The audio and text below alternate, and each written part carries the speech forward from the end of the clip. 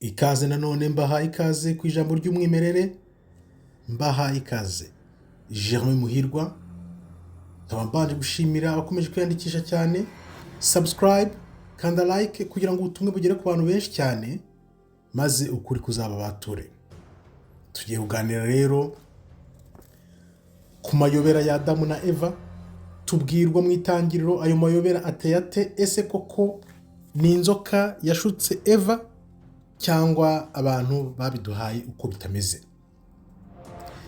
Katuze turebe rero nimba ari inzoka yashutse Eva, kuki tutabwirwa ibyakurikiyeho, ese kuki babihishe ibyo bintu byakurikiye, inzoka imaze kubabeshya bagiye he, byagenze gute, kuki byahishwe.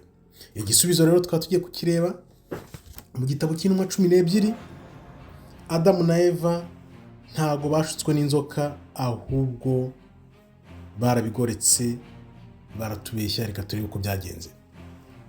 Nongere nkubwire nti kandaho like, subscribe, usangize ubutumwa benshi, kanda like tuzamuke. Nzi neza ko ibyo mbabwira mufite mbivana, abamaze iminsi bankurikira wenda mutangiye kubibona, ariko reka tuganire turebe ukuri, kuko ukuri niko kuzatubatura.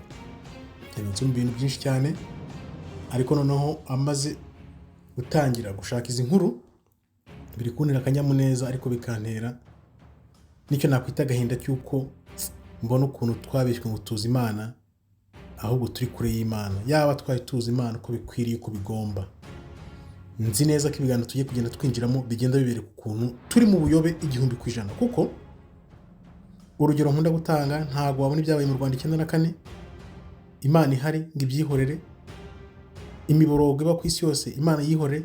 Hari ikibazo tutumva, hari ibyo tubwirwa n'aba, hari ibyo tubwirwa n'abariya, ariko tugasanga iteka harimo ikibazo.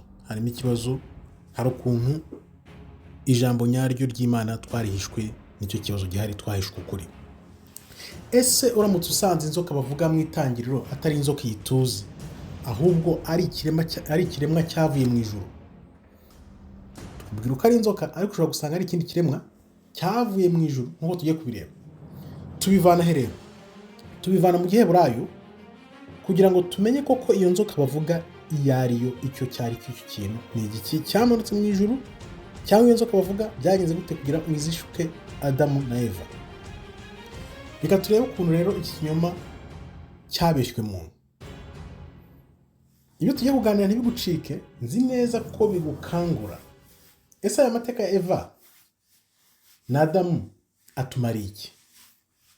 Adamu na Eva inkuru zabo zitumariye iki? Tuzi ko iyi nkuru izwi cyane muri Bibiliya, irazwi, byanze bikunze cyane, buri wese arayizi. Adamu na Eva, Adamu na Eva bakoze icyaha cy'inkomoko, baracumura. Ibyo byose niko tubizi, bashutswe n'inzoka. Mu nsengero, mu mafilime, hose bavuga ko yari inzoka yabeshye Eva, ituma aha Adamu nawe arya kuri rwa rubuto, tugira ibyago kuva ubwo. Ese wakwibaza kuki Imana yaremye inzoka ngo iyobye muntu? Kuki ibibazo nk'ibi mutabyibaza? Niba Imana yari izi ko inzoka izayobya abantu, kuki yabiremye? Ibibazo tugomba kubyibaza. Impamvu nta yindi, ni uko twabwiwe kwemera ibintu tukabimira bunguri tutabajije. Benshi bavuga ko inzoka yakoreshejwe ngo isohoze umugambi wa Satani.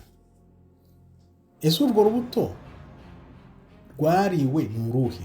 Bakunze kutubwira ko ari apo, ariko ntabwo tubizi urwo rubuto rwari rwo, ariko turaza tujye mu Giheburayo noneho turebe ibyo ari byo.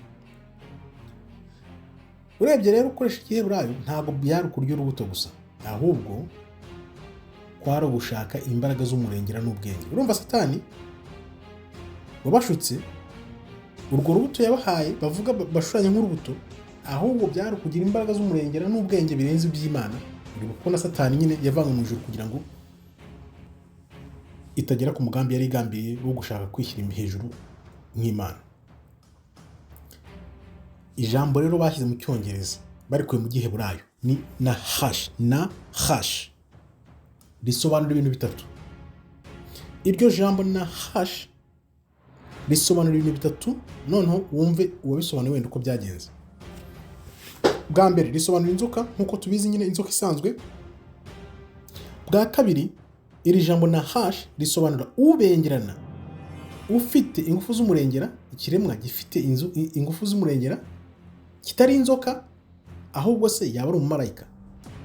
Ikiremwa kibengerana gifite imbaraga z'umurengera, kitari inzoka, hano wakwibaza niba yari umumarayika. Muri Ezekiyeli 28:13-14 bavuga ko abamarayika bose baguye bari batatswe n'amabuye abengerana ateye amabengeza. Ashobora no kuba yari Satani ubwe. Hano niho dutangiye kurebera ko uwo muntu wamanutse Nahash, igisobanuro cya kabiri kitari inzoka, yari ubengerana, ufite imbaraga z'umurengera, utari inzoka, ushobora kuba yari umumarayika. Twajya muri Ezekiyeli 28:13-14 bakavuga ko abamarayika baguye bose bari bafite amabuye abengerana, batatswe n'ayo mabuye abengerana kandi ateye amabengeza. Hano rero tukaba dutangiye kwibaza nimba uwo muntu ahubwo washutse Adamu na Eva atari Satani wenyewe ubwe, umwe waguye bavanye mu ijuru. Nahash, igisobanuro cya gatatu kivuga umubeshyi, wabeshye Eva gushidikanya Imana. Ese uramutse usanze ubengerana yaraje kandi ari Satani we ubwe akaza imbere ya Eva, akaza yigize marayika w'umucyo nk'uko biri bivuga, urumva ko bigenda bihura. Satani yigira marayika w'umucyo, kandi uwo mubeshyi ababengerana nawe asa n'umucyo, nawe yaje imbere ya Eva yigize marayika w'umucyo. Ntabwo yari inzoka ahubwo uko tubibona, ahubwo wagira ngo ni umumarayika bamwe baguye wiyemeje guhangana n'Imana anyuze mu muntu. Urumva ko bitangiye kumvikana, ni marayika waguye yiyemeza guhangana n'Imana aciye mu muntu. Bivuga ko yari Satani mwenyewe. Nkuko mubizi rero mu Giheburayo uva iburyo ugana ibumoso, Nahash ni non, het na shin. Nahash, nahash, nun, het na shin. Nun ifite kamatz, het ifite kamatz na shin. Tujya rero muri dictionnaire, tujya muri dictionnaire nyine y'Igiheburayo n'Icyongereza, turebere mu Cyongereza snake, deceiver, nahash. Tujya kureba mu Giheburayo nahash, snake, nahash, nun, het, shin. Akaba rero twarebye tuvuga tuti ni inzoka ikongera ikaba ubengerana uvuye mu ijuru, deceiver, be suspected of, nahashad, nahashad, umuntu ukekwa, mubeshyi, nahash. Urumva ko hano hantu Igiheburayo ubwacyo kirabyemeza ko Yesu yari inzoka, ashobora kuba ubengerana bavuye mu ijuru, cyangwa se umubeshyi. Aho ngaho rero niho wahitamo ibyo bitatu yarinde. Urebye ibyo bisobanuro rero ntabwo bivuga ko ari inzoka isanzwe gusa yashutse Eva, ahubwo yari ikiremwa cy'ijuru kibengerana kigeze kuba imbere y'Imana. Icyo kiremwa cyari muri Edeni nicyo cyashutse Eva. Icyo kiremwa ni ikihe?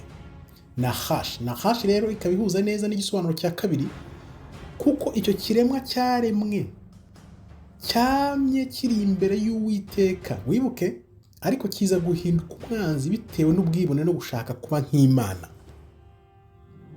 Tujye mu mateka rero ya Satani uko yavuye muri Edeni. Ibyo ngibyo bisanga muri Yesaya 14 kuko 12 kujya ku 15. Wumve 12, wanyenyeri yo mu ruturuturu, mwana w'umuseke kuvuye mu ijuru kagwa, waneshaga amahanga ko baguciye bakakugeza ku butaka. Hano urumva baguciye bakugeza ku butaka, hahandi bagoretse bagahita bavuga ngo inzoka nzahita igenda ikururisha inda ku butaka. Urabyumva? Waribwira gute? Nzazamuka ajye mu ijuru, nkuzi intebe yanjye y'ubwami isumbe inyenyeri z'Imana, kandi uti zicara ku musozi w'iteraniro mu ruhande rw'impera y'ikasikasi. Uwo wari umugambi wa Satani. Nzazamuka ndengaho ibicu bigarukira, nzaba nk'isumba byose, ariko uzamanuka umwe ugere mu ndiba ya rwa rwobo. Urumva? Niko Satani rero yahurutuwe mu ijuru, akubitwa hasi, noneho kugeza ageze ku butaka. Aho kugira ngo Satani rero agume mu nzira n'umurongo Imana yamuhaye, yashatse ibyubahiro n'ikuzo byatumye yirukanwa mu ijuru. Urabyumva? Satani ari aho arizamuye, nk'uko ayo mateka tuyumva twese, Imana iramuhananura imukubita ku butaka. Ntabwo yari akibaye nyir'urumuri, ahubwo ahinduka umwijima. Akaba rero umumarayika watawe ku isi yiyemeza kuyobya muntu amukura ku Mana.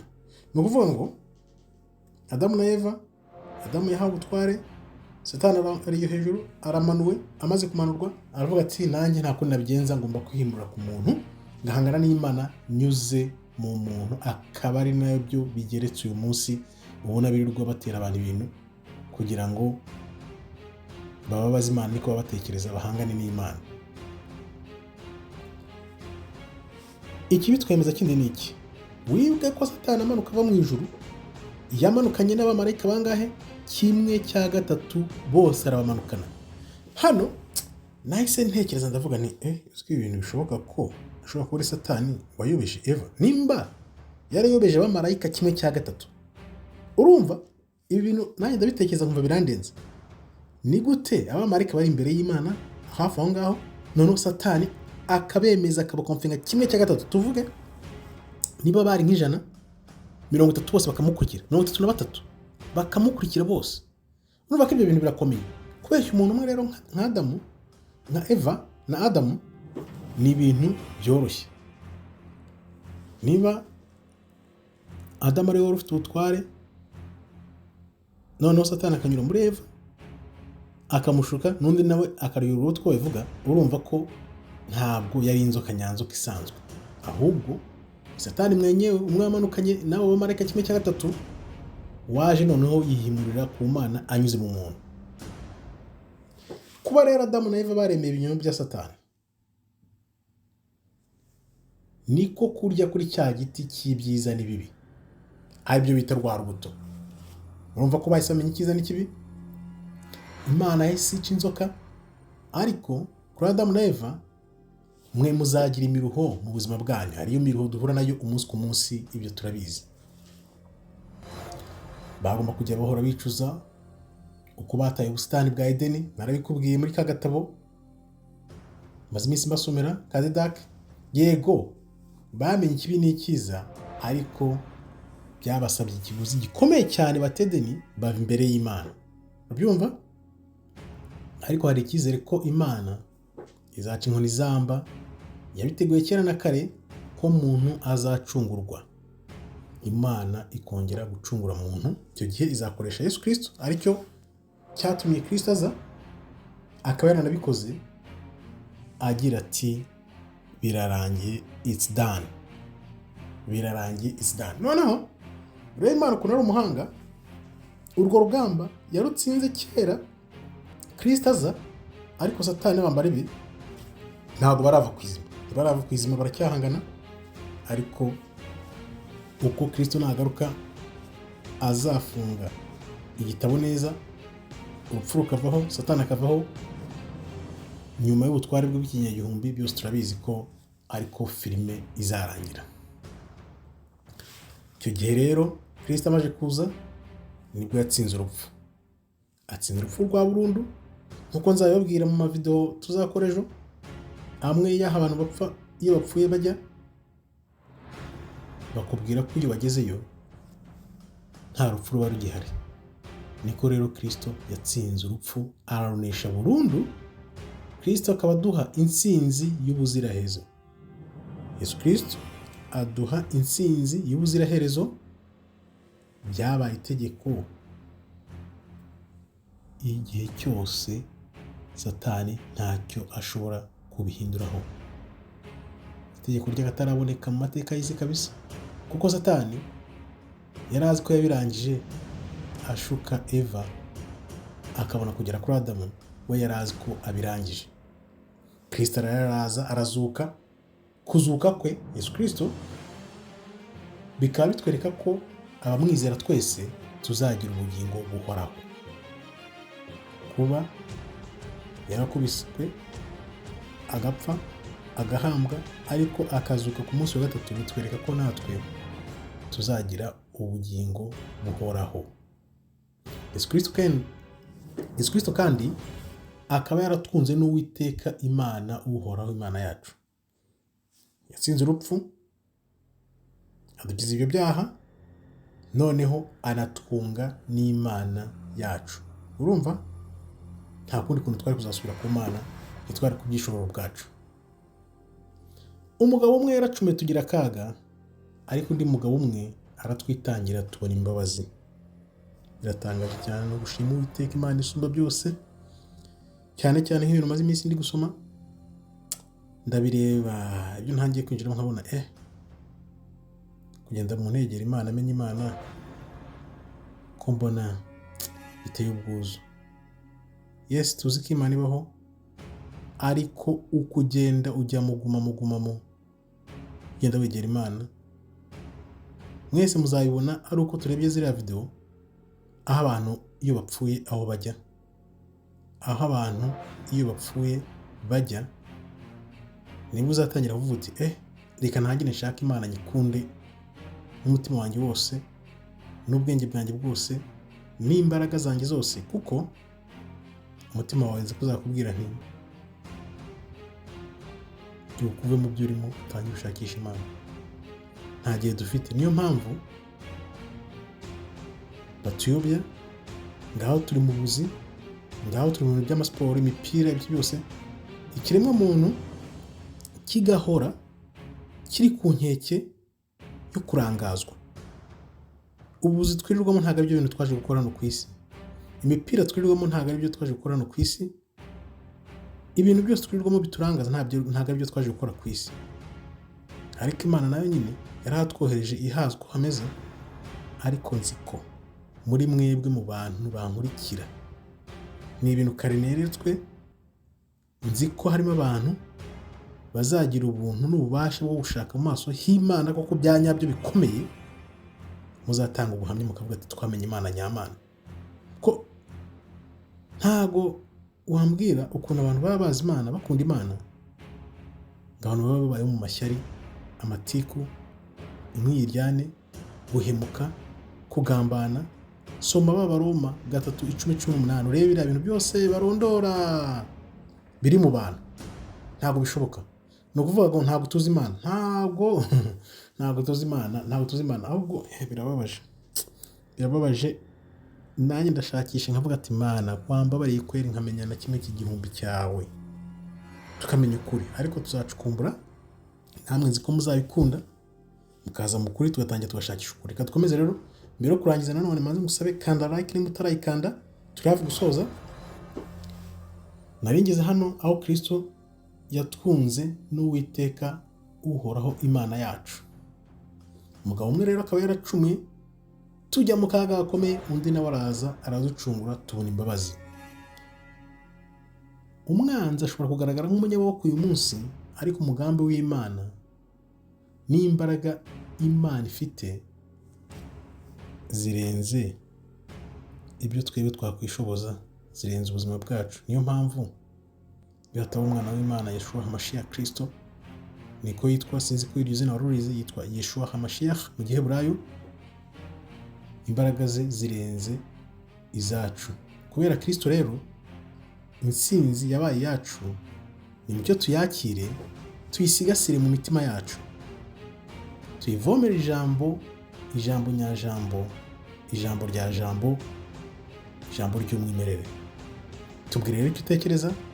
Ese uracyemera ko ari inzoka, cyangwa se uremera ko ari Satani ubwe waje amanutse nk'umumarayika w'umucyo, hamwe yamanukanye n'abamarayika 1/3?